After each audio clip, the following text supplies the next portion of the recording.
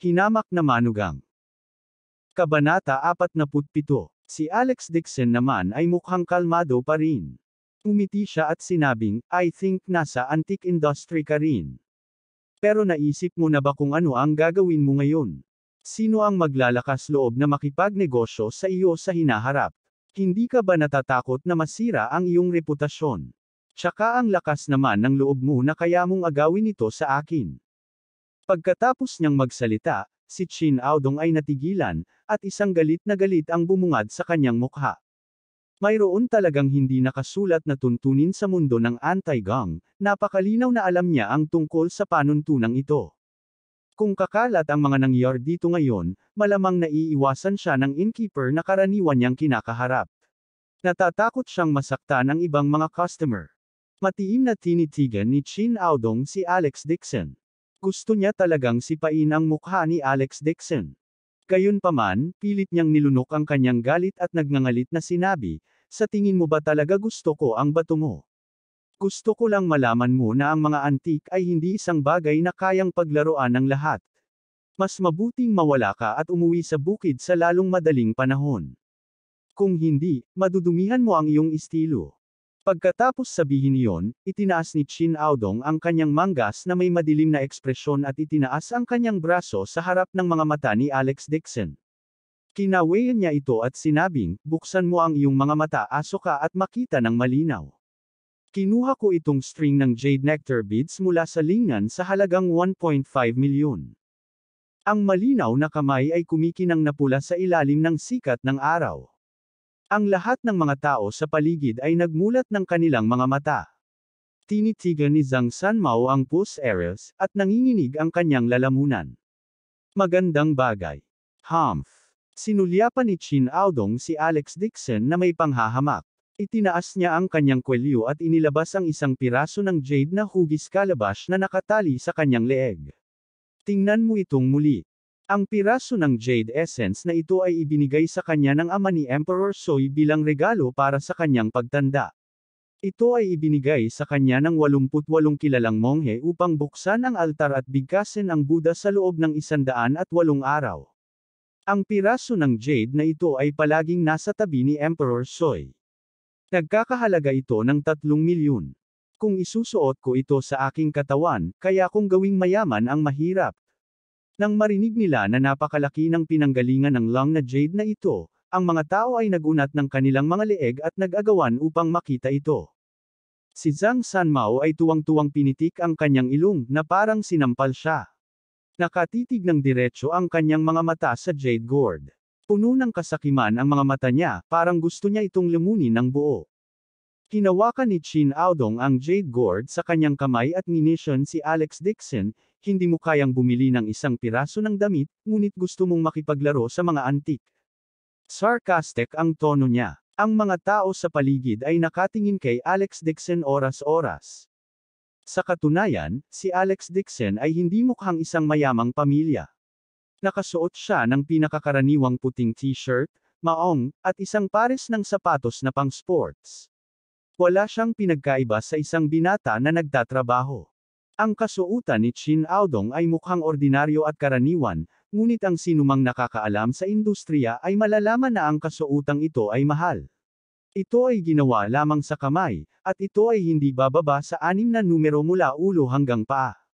Ganun ba? Umiti si Alex Dixon na parang walang nangyari. Tinuro niya yung bracelet. Hindi naman masama ang bracelet na yan, pero sayang, kasi peke yan. Saglit na natigilan si Chin Aodong at agad na umungal, kalokohan, hindi maaaring peke ang aking mga pulse areas. Kung hindi ka naniniwala sa akin, magtanong sa mga amo ng mga antigong tindahan sa paligid. Alex Dixon shrugged and said with a hidden meaning in his words, merong rules pagdating sa antiques. Kung gusto ng isang bulag na pumasok sa antigong bilog, isa lang siyang matabang tupa sa paningin ng ibang tao. Hindi man lang siya mabibilang na kaibigan. Puno ng galit ang mukha ni Chin Aodong. Narinig niyang tinutuya ni Alex Dixon ang kanyang kamangmangan at mariing sinabi, kung totoo itong bracelet ko, luluhod ka at aaminin ang pagkakamali mo. Ano sa tingin mo? Oo naman. Pumayag naman agad si Alex Dixon. Ang kanyang saloobin ay napaka-relax, treating the chicken bloodstone as a stimulant jade. Masasabi ko lang na talented ka talaga. Namula ang mukha ni Chin Aodong matapos siyang kutsain. Mabangis niyang ibinoling ang ulo at sinabi sa mga taong nanunood ng palabas. Mr. Zhang, Boss Lee, tulungan mo akong i-verify kung totoo o peke ang bracelet na ito. Nagkatinginan ang dalawang taong tinawag niya ang pangalan dahil sa kahihiyan. Pagtatasa ng mga antigo. Hindi alintana kung ito ay totoo o hindi, ito ay isang bagay na nakakasakit sa mga tao. Baka masaktan pa nila ang mga kabarkada nila. Young Master Chin, tayong dalawa ay may limitadong kaalaman, talagang hindi natin masasabi. Galit na sinabi ni Chin Aodong, huwag isipin na hindi ko alam kung ano ang ginagawa ninyo, i-appraise ito ng maayos para sa akin. Hindi mahalaga kung ito ay totoo o peke, hindi kita gagawa ng anumang problema. Pero kung susubukan nyo akong lokohin, hahanap ako ng magbe-verify mamaya. Kung magsisinungaling kayo, hindi kita mapapatawad. Young Master Chin, huminahon ka. Sa sobrang takot nilang dalawa ay mabilis nilang kinuyam ang kanilang mga kamay at naglakad palabas ng crowd. Nagustuhan ng Chin family ang mga antigo at sikat sa industriya ng antigo. Buwan-buwan silang bibili ng mga antigo at marami silang kilala. Kung nasaktan nila si Young Master Chin, hindi lang mawawala ang negosyo nila, baka maban pa sila. Walang choice ang dalawang amo ng antigong tindahan kundi gawin ang pinapagawa at kunin ang jade bracelet para suriin ito.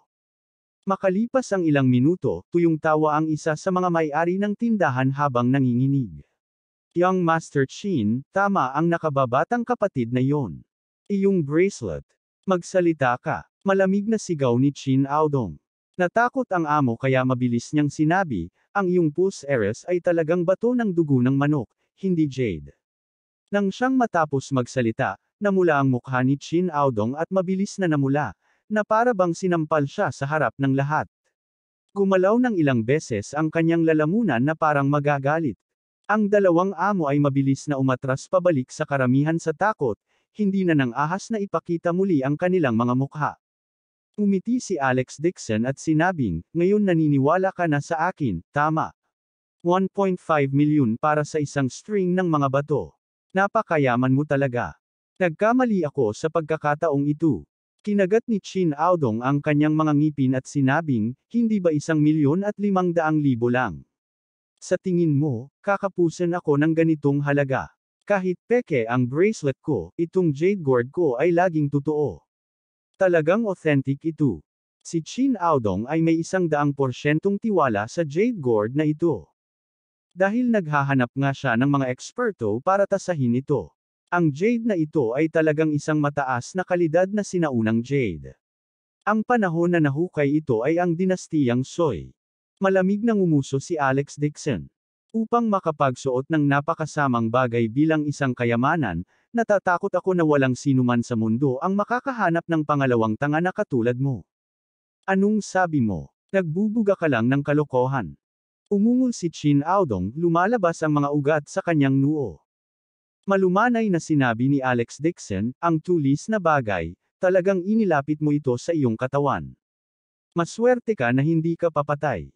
Pangit ang ekspresyon ni Chin Aodong, ngunit sa nakaraang aralin, hindi siya sigurado kung totoo o hindi ang sinabi ni Alex Dixon. Tinitigan niya si Alex Dixon at nagtanong, bakit mo nasabi iyan? Tingnan mong mabuti ang hugis ng jade gourd na ito.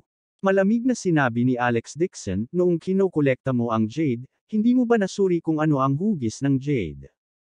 Hindi ba ito ang seremonya ng pagdating ng edad ni Emperor Soi? Ang baga ay isang magandang kapalaran, at ang mga naglalaro ng jade ay malinaw tungkol dito. Mas alam ko ito kaysa sa iyo. Umiling si Alex Dixon at nanunuya ng masama. Hindi mo man lang matukoy ang pagkakaiba sa pagitan ng long at isang jade stopper. Bakit nasa antique circle ka pa rin? Kung ibenta mo yan sa ibang tao, pagtatawanan ka nila sa likod mo. Dahil pinaglalaroan mo ang jade, alam mo ba ang kahulugan ng pangungusap na ito? Abangan ang susunod na kabanata.